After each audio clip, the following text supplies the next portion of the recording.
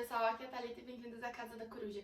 E hoje a gente vai falar sobre todos os livros que eu comprei em 2023. Como vocês sabem, eu não sou de fazer book hauls durante o ano, mas chega no final do ano eu gosto de fazer um apanhadão de tudo que eu comprei durante o ano pra ver se eu tô comprando muito, se eu tô comprando pouco, como que anda aí o meu consumismo. E esse ano eu tava indo muito bem, gente. Até ali setembro eu tinha comprado uns 7 livros no máximo, porque eu tava na minha meta de diminuir o número de livros não lidos que eu tenho na minha estante e eu tava, ó, bonitinha, indo muito bem, só que aí veio a Bienal.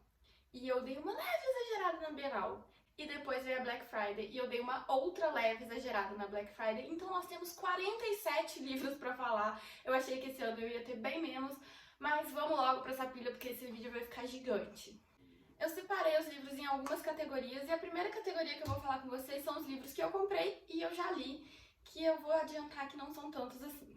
O primeiro livro foi A Filha Perdida, da Helena Ferrante. Eu acabei de terminar esse livro tem só algumas semanas e eu simplesmente adorei. A Helena Ferrante é uma autora que eu falava que eu não tinha vontade de ler, principalmente porque o grande sucesso dela é a tetralogia napolitana e eu não tenho muita vontade de ler a tetralogia napolitana, a história não me chama atenção. Mas ano passado, numa promoção dessas, eu comprei o Dias de Abandono dela, li e amei, achei a escrita maravilhosa, achei a história muito envolvente. Então eu comecei a me interessar pelos livros que ela escreveu fora da tetralogia, comprei A Filha Perdida e não me arrependi. É outro livro assim que me impactou demais da autora. Aqui a gente tem a história da Leda, uma mulher de 40 anos, divorciada, com 2 filhas, que resolve passar algumas semanas numa praia sozinha. E toda vez que ela vai pra praia, perto dela tem uma família napolitana, uma família assim bem novela mexicana, quando que nos parece a primeira vez que a gente é apresentada.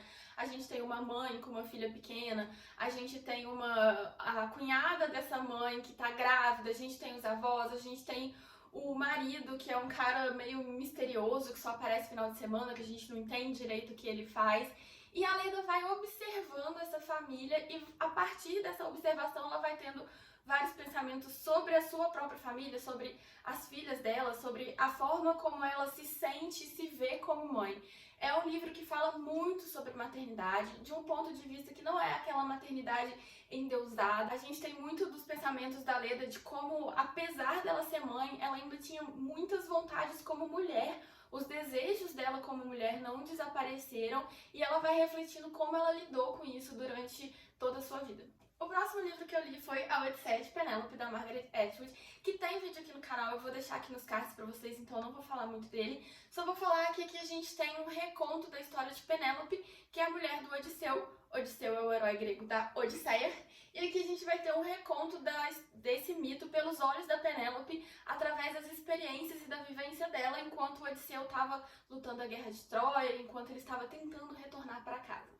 O próximo livro é A Casa Holandesa, da Anne Patchett. E esse livro foi uma grata surpresa para mim. Eu comprei ele na Bienal do Livro, naquelas banquinhas de promoção, tudo por R$10. Era um livro que eu já tinha ouvido falar muito dele, mas assim, nunca tinha me interessado necessariamente em ler. Mas, né, gente, por R$10 pensei, é famoso, as pessoas falam que gostam, eu vou levar. Mas ele ia ficar parado na minha estante um bom tempo se não fosse uma amiga minha falar que leu e adorou a leitura. Assim que ela falou, eu comecei a ler e eu também me encantei com a história da casa holandesa. Aqui a gente tem uma família, um pai e 2 filhos que moram nessa casa holandesa. E essa casa, ela também é um grande protagonista dessa história, porque ela foi o catalisador de muitos fatos que vão acontecendo aqui. A gente vai acompanhar a história a partir da perspectiva de um dos filhos, do Danny. Mas na verdade, o Danny em si, ele não é o grande protagonista da história. Ele conta essa história para nos contar a história da casa e a história da sua irmã. E o que a gente vai acompanhar é justamente a vida desses 2 irmãos, desde que eles são bem pequenos, morando nessa casa, até eles terem ali os seus 50, 60 anos. Ele vai contando tudo que eles passaram no decorrer dessas décadas. E eu achei a história muito envolvente, a narrativa, ela passou muito fluida pra mim. Eu acabei de ler esse livro em 2, 3 dias, realmente foi aquele livro assim que me prendeu. O próximo já foi uma decepção, foi outro livro aí dessa leva de qualquer livro por R$10 que eu comprei na Bienal, que é A Porta, da Magda Sasbu, não sei pronunciar o sobrenome dela.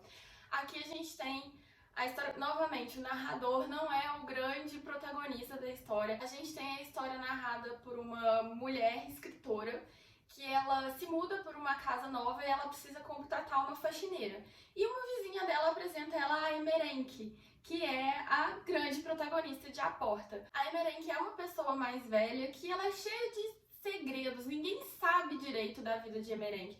Todo aquele bairro ali ama ela, ela é super solícita, ela ajuda todos os vizinhos, mas quando vão falar da vida pessoal dela, ela não conta nada pra ninguém. Ninguém pode entrar dentro da casa dela, ninguém nunca entrou dentro da casa dela. E a gente tem essa personagem misteriosa como grande protagonista da história, vista pelos olhos da patroa dela. No decorrer da história, a gente vai vendo essa amizade estranha que vai acontecendo entre a narradora e a Emerenke. Mas o que eu não gostei de jeito nenhum dessa história, gente, é que eu odiei a Emerenke. Ela é uma personagem terrível. Eu li o livro rápido porque eu tava curiosa pra saber qual era a história da Emerenke, mas ao mesmo tempo, gente, que mulher detestável. Não sei como todo mundo gostava dela, porque ela se intrometia na vida de todo mundo. Dentro da casa da protagonista, ela fazia o que ela queria. A protagonista falava assim, não varre isso aqui não. Ela falava, não, vou varrer sim, tá precisando. Como se ela mandasse na casa da protagonista. E ela maltratava animais. A gente tem cenas gráficas, inclusive fica aí o alerta. A gente tem cenas gráficas de maltrato de animais nesse livro. E assim, eu não sei porque as pessoas gostavam dela, eu não gostei dela. A narrativa é interessante porque me prendeu até o final, porque eu queria saber o que aconteceu com ela, mas não acho que vale a pena esse livro. Esse livro, inclusive, já tá na pilha de trocas no seco. O próximo livro é Poeira Lunar, do Arthur C. Clarke. Eu já tinha lido 2001, Odisseia no Espaço, do autor.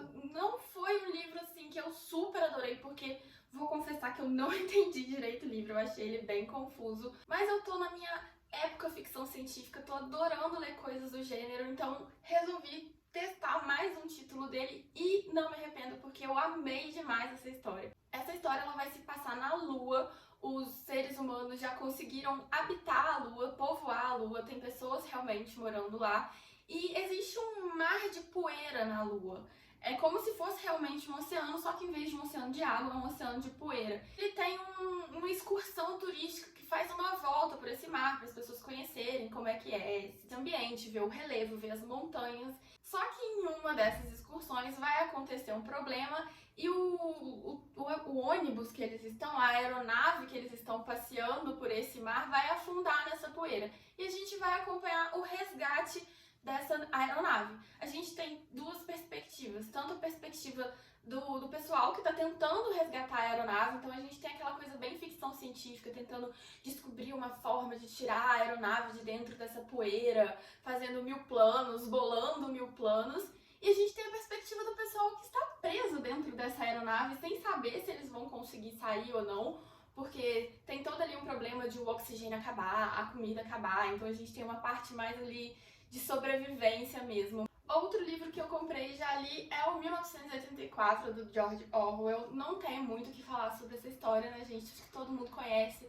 essa distopia clássica em que o mundo é completamente vigiado e dominado pelo governo e todas as pessoas são doutrinadas dentro desse pensamento, elas vivem sob essa opressão absoluta. A gente acompanha a história do Winston, que é um trabalhador dessa máquina governamental, que ele sempre teve ali um pensamento um pouco disruptivo, ele sempre questionou um pouco esse governo, mas ele não sabia exatamente que ele estava questionando o governo. Ele entendia que ele tinha uns pensamentos meio diferentes, mas ele não conseguia elaborar muito esses pensamentos e aos poucos, com as coisas que vão acontecendo com ele vai elaborando melhor tudo isso que ele pensava contra o governo.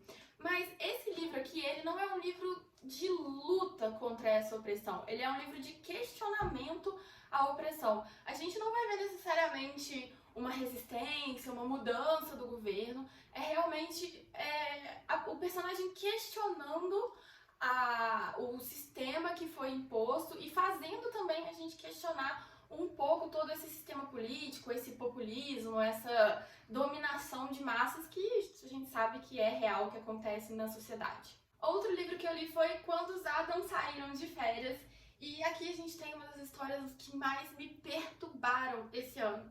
A gente tem uma babá que toma conta de 2 crianças, os pais vão viajar e essa babá fica na casa deles tomando conta dos 2 filhos. Esses 2 filhos têm outros 3 amigos e essas 5 crianças se reúnem para fazer uma brincadeira muito interessante. Eles Durante a noite, eles entram no quarto da babá com clorofórmio, conseguem dominar ela ali, amarram ela e decidem que vão deixar ela sequestrada por alguns dias pra ver como é que ela se comporta, como que é a sensação de dominar uma pessoa, de ter uma pessoa adulta completamente ao seu dispor. E no decorrer dos dias que eles vão deixando ela presa ali, a coisa só vai escalando, gente. Eles começam só deixando ela amarrada, aí eles veem que tá dando tudo certo, que não tem nada acontecendo com eles passam pro próximo nível. Aí também nada acontece com eles no próximo nível, ninguém descobre, a mulher não consegue fugir. Aí eles passam pro próximo nível. E assim, gente, Jesus, bizarro, bizarro. Tinha hora que eu tinha que realmente parar e falar, não quero ler isso mais, não quero ler isso agora. Repensei minha ideia se eu quero ou não ter filhos, mas eu adorei a leitura. O último livro que eu comprei e li foi Papisa Joana. Esse livro eu ouvi alguém falar sobre ele, fui pesquisar, vi que ele tinha num sebo aqui da minha cidade. No dia seguinte já corri, comprei e comecei a ler. Ele conta a história da única mulher que foi papa. Vocês sabiam que a gente tinha uma mulher papa?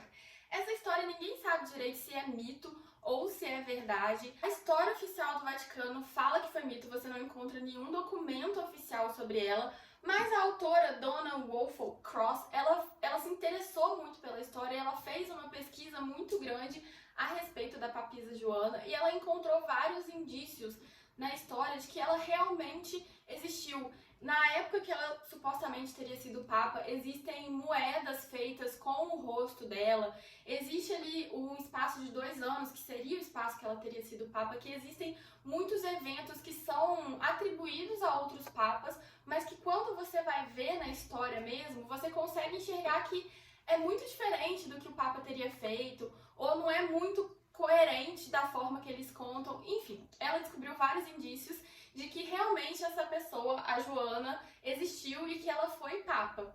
E aqui nesse livro a gente tem a história que ela encontrou, a pesquisa feita por ela, só que escrita de uma forma romantizada. Então a gente tem realmente um livro de romance, a gente tem a história da Joana desde que ela nasceu até o momento ali em que ela vai ser descoberta como mulher, mas tudo isso baseado nas pesquisas da autora. Um livro que eu ainda não terminei de ler esse ano, mas que eu já comecei, estou quase no final, é A Feira das Vaidades. Esse livro ele tem uma adaptação cinematográfica com a Reese Witherspoon, que eu gosto muito, adoro esse filme. E quando eu descobri que tinha um livro, eu corri para procurar uma edição, só que esse livro ficou muito tempo esgotado aqui no Brasil. E eu vi que tinha essa edição aqui que saiu pelo financiamento coletivo da Pedra Azul. E procurando sobre o livro, eu achei uma pessoa vendendo pelo Enjoei num precinho super camarada, então corri, comprei. Assim que ele chegou aqui em casa, eu comecei a ler, e isso foi em março. E nós estamos até hoje tentando terminar esse livro. Não é que eu não estou gostando, mas é um livro que tem uma leitura muito devagarzinha. Ele é um livro que não tem grandes acontecimentos, a gente simplesmente vai acompanhando a vida dos personagens no decorrer da sua vida. E a diagramação dele é muito apertadinha. É um livro enorme, olha ele comparado com a minha cabeça. E olha essa diagramação, gente. É uma leitura muito devagar e por isso estamos aí há 9 meses lendo quase um quarto. Agora, gente, vamos partir para os livros que eu comprei e ainda não li. Então essa parte vai ser bem mais rápida, porque eu não tenho muito o que falar sobre os livros. Mas eu vou começar com a primeira pilha que eu tenho ali, que são os livros clássicos que eu comprei esse ano. O primeiro deles é As Aventuras de Huckleberry Finn, do Mark Twain. Esse livro, na verdade, eu não comprei, eu ganhei num sorteio, mas eu tô um pouco receosa de ler, porque eu li no clube de leitura da Zahar, eu li As Aventuras de Tom Sawyer, do mesmo autor, e eu não gostei nem um pouco desse livro. Eu nem sei se eu cheguei a terminar o livro, eu acho que eu tava ali em 85% e abandonei a leitura porque eu realmente não gostei. Então eu tô um pouco preocupada com Huckleberry Finn, mas vou dar uma chance. O próximo livro é O Nome da Rosa, do Umberto Eco. Eu já falei dele aqui em outro vídeo, que eu não sei direito a sinopse. Eu sei que ele se passa num monastério e um monge está investigando um crime. É o que eu sei sobre esse livro, mas é um livro super clássico que eu sempre tive curiosidade de ler e agora ele está na minha estante. Próximo livro, Trópico de Capricórnio, do Henry Miller. Esse aqui eu também comprei na Bienal. Eu queria muito ter achado Trópico de Câncer por lá nessa mesma edição, mas não achei só esse. Fica aí pra Thalita do Futuro procurar essa edição. Também não sei muita coisa sobre esse livro. Sei que esse livro é um pouco... Ele foi bem questionado quando ele foi lançado, que é um livro sensual, pra dizer assim. As pessoas um pouco cancelaram ele na época. Comprei mais um livro da Margaret Atwood, Oryx and Crane. Esse aqui é o primeiro livro de uma trilogia da autora sobre uma distopia em que no futuro todos os seres humanos foram mortos, não existe mais seres humanos, exceto o protagonista do livro. Ele é o único ser humano sobrevivente e a gente vai vendo ele, como que ele se comporta nesse mundo totalmente primitivo que ele vive agora, em que os animais voltaram a dominar tudo e é tudo uma grande selva, uma grande floresta. E principalmente depois que eu li a Odisseia de Penélope, que eu me apaixonei, eu quero muito ler esse livro. Vou aproveitar e vou mostrar outros dois livros da Margaret Atwood que eu comprei, que é O Conto da Aia. Esse aqui eu já tinha lido, mas eu tinha lido em e-book, não tinha ele físico. Eu queria muito uma edição física dele, então eu comprei nessa edição maravilhosa de capa dura. E comprei a sequência também, Os Testamentos. Os Testamentos eu ainda não li, mas de novo, quero muito. Nélida Pion é uma autora que eu tenho muita curiosidade de conhecer, e esse aqui, Vozes do Deserto, é um reconto dos Mil e Uma Noites, dos livros dela, que eu já tinha lido a sinopse, é o que mais me chamou a atenção. E eu tenho outro livro dela aqui na estante, que eu já tinha comprado, se não me engano, ano passado, ano retrasado, mas eu queria muito começar a leitura da autora por esse, Vozes do Deserto. Comprei também Angústia, do Graciliano Ramos, autor brasileiro que eu não li nada, mas sou louca pra conhecer a escrita dele. E, gente, eu sou apaixonada nessas edições da Record. Elas são simples, mas eu acho elas tão bonitas. Dois autores que eu já li, mas que eu quero ler tudo deles, então eu comprei outros livros pra ter aqui na estante. É o Dias Gomes, com Bem Amado. Eu já li O Pagador de Promessas dele e gostei muito. Esses livros do Dias Gomes, eles são, na verdade, peças de teatro, e os dois foram adaptados para novela. Os dois têm novelas da Globo, e eu nunca vi as novelas, mas minha mãe adora essas duas novelas, é apaixonada. Quando eu peguei para ler O Pagador de Promessas, eu não tinha tanta expectativa com o livro, mas eu achei sensacional. Foi a primeira peça de teatro que eu efetivamente gostei. Falei, nossa, 5 estrelas para esse livro, não estou lendo só porque eu queria conhecer, eu realmente gostei da história. Então, quando eu vi esse do Bem Amado, nessa promoção da Bienal de qualquer livro por R$10, não me aguentei. Outro livro que eu comprei agora na Black Friday foi Início e Fim de Dostoiévski. Esse aqui eu comprei só porque é Dostoiévski e porque estava nessa edição na promoção, que eu acho maravilhosa, porque eu realmente não tenho a menor ideia da sinopse. O último livro dessa leva de clássicos é A Cor Púrpura, da Alice Walker. Esse aqui foi um achado, porque eu encontrei ele na leitura da minha cidade, super baratinho, e quando eu vi, eu falei, não é possível, eu vou ter que levar. E logo que eu comprei ele, eu fui pra um café esperar meu marido, a gente tinha combinado de se encontrar, e eu li as primeiras 20 páginas dele, e já tô apaixonada. Eu só não continuei a leitura porque eu tô cheia de livro pela metade, não queria começar outro livro, mas esse aqui é o próximo da lista, com certeza. O livro, ele é todo contado em cartas da protagonista, que a protagonista vai escrevendo ao longo dos anos, e através dessas cartas a gente vai conhecendo a história dela. E eu achei muito interessante porque as cartas, elas são escritas como se a protagonista realmente estivesse falando. Elas têm erros de português, erros de concordância. Então, assim, eu achei muito interessante a estrutura do livro. Eu não sabia que esse livro era epistolar, mas adorei. Eu falei que aquele era o último clássico, mas eu acho que esses dois livros aqui também entram na categoria clássicos, que é Entrevista com o Vampiro e O Vampiro e Lestat, da Anne Rice. Quando a Roku começou a relançar essa série da Anne Rice nessas edições maravilhosas, eu tinha certeza que eu ia fazer essa coleção, e assim, toda vez que eu encontro algum, na verdade eu comprei até só 2 até agora, né, mas toda vez que eu encontrar algum em promoção, eu com certeza vou comprar. 2 livros na categoria de terror que eu comprei esse ano. A Queda da Casa Morta, do T. Kingfisher. Esse autor, eu já li outros 3 livros dele, mas esse é o primeiro livro publicado no Brasil, e quando eu vi que ele tinha sido lançado aqui, eu fiquei muito feliz, porque eu gosto muito da escrita do autor. Eu acho que o grande diferencial dele é que ele consegue criar uma ambientação muito gótica, você se sente mesmo no meio daquela história junto com o protagonista, você fica apreensivo. Não é aquele terror de fantasma, de possessão demoníaca, é assim, aquele terror sutil, que você vê que tem alguma coisa espreitando ali no meio, mas que você não sabe o que é ainda, mas fica aquele suspense no ar. É ótimo. Outro livro que eu comprei só porque eu quero muito conhecer o autor, e eu vi que a Dark Side publicou um livro dele aqui no Brasil também, que é o Krampus, do Brum.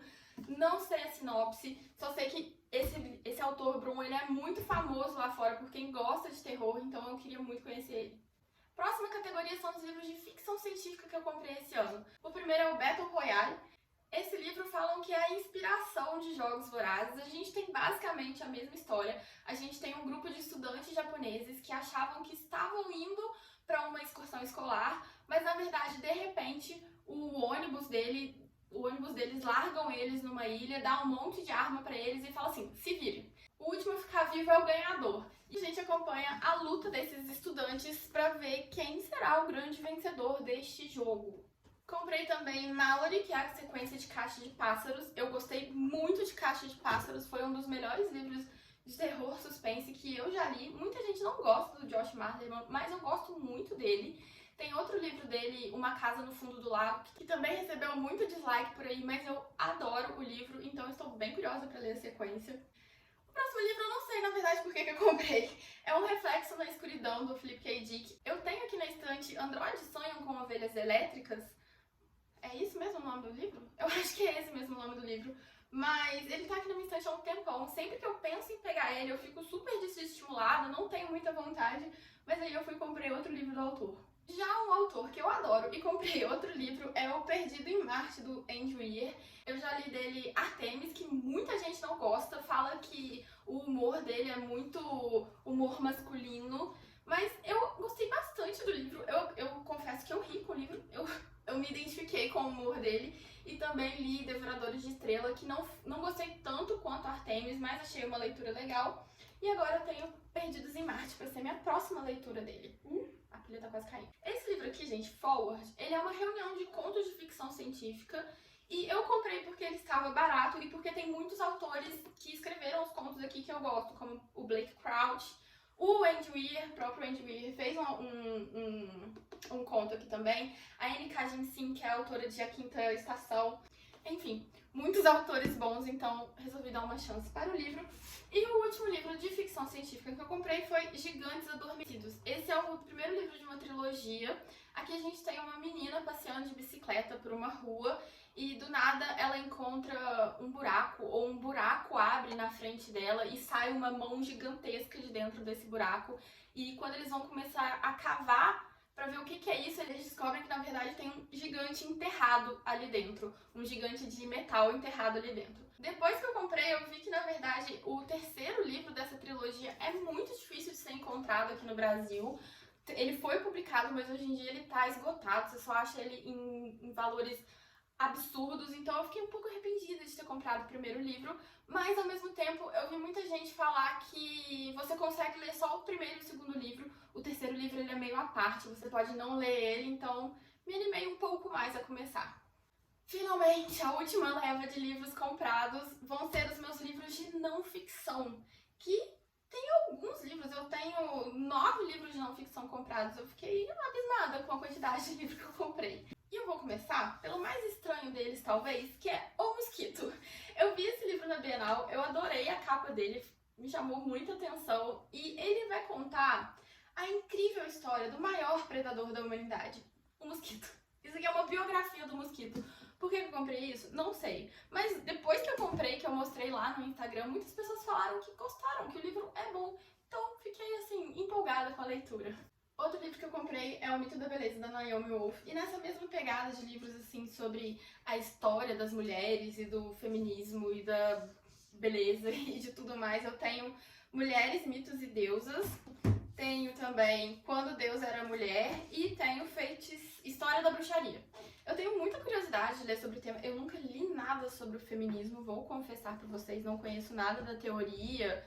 Conheço, assim, bem o basicão, coisas de internet, e eu tenho muita curiosidade de efetivamente pegar e ler e conhecer a história mesmo do feminismo ali, baseada em fatos e sem ser através das redes sociais, então eu quero começar a ler um pouco. Por fim, os últimos 4 livros, finalmente chegamos ao final deste enorme book haul. Eu comprei 4 livros dessa coleção de o livro da literatura, o livro de qualquer coisa que você imaginar. Eu comprei o livro da arte, o livro da política, o livro do feminismo, olha só, um resumão para eu começar a ler sobre o tema, e o livro da literatura, obviamente, não podia faltar. Bom, pessoal, é isso. Esse vídeo deve ter ficado enorme, mas esses são todos os livros que eu comprei em 2023. Eu fiz a conta aqui mais ou menos por cima, eu comprei 47 livros e eu acredito que eu tenha lido 8 desses livros. Foi bem acima do que eu queria comprar, eu queria ter comprado bem menos livros, mas eu coloco a culpa disso na Bienal, que só na Bienal eu comprei metade desses livros, então se eu não tivesse ido na Bienal, nós teríamos 27 livros pra mostrar pra vocês, o que eu acho que é um número ok, comparando com a quantidade de livros que eu leio. Deixa aqui nos comentários pra mim qual foi o melhor livro que você comprou esse ano e eu vejo vocês no próximo vídeo. Tchau!